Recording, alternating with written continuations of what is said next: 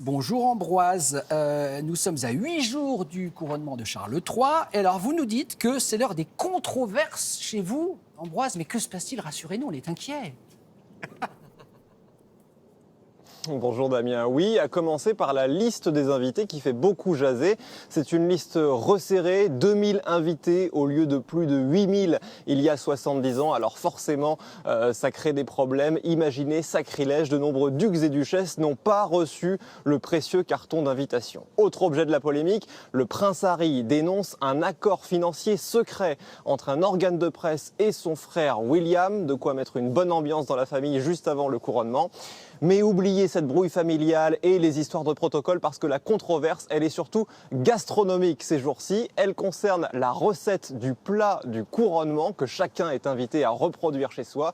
Et tout le monde a son avis très tranché là-dessus, comme vous allez le voir dans ce reportage réalisé avec Maëlys Septembre et Charline Madini.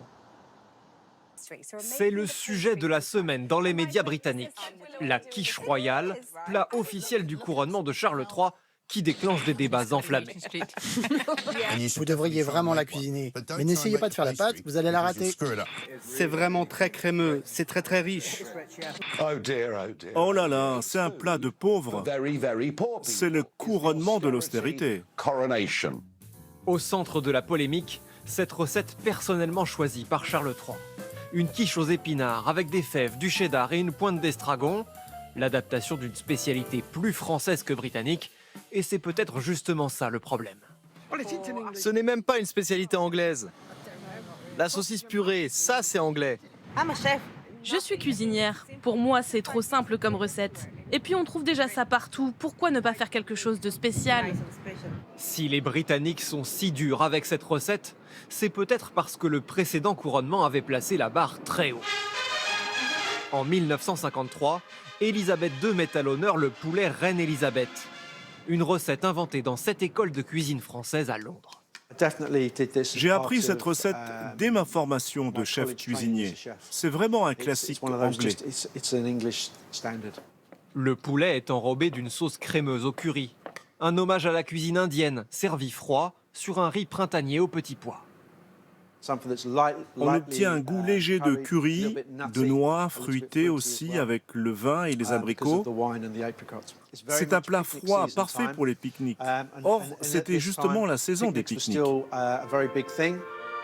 Face au poulet du couronnement, la quiche de Charles III a de la concurrence pour opérer une révolution de palais sur les papilles des Britanniques. Ambroise, on l'a compris, donc on parle de poulet Reine Élisabeth, mais personne ne dit la quiche Charles III. On est d'accord que ça ferait mauvais genre. C'est pas possible. Oui, c'est vrai que la quiche Charles III, je ne sais pas pourquoi, mais ça ne sonne pas très bien pour le roi. Mais surtout, le palais de Buckingham doit donner son accord à la moindre utilisation du nom du roi.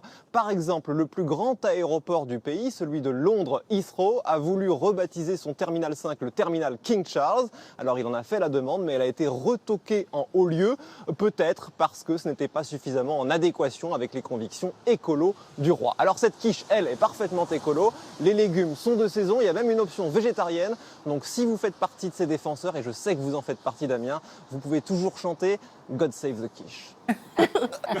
Magnifique intervention d'Ambroise. Merci, beau week-end Ambroise. Faut qu'on essaye la quiche ce week-end quand même, Allez, on va la Estelle. cuisiner.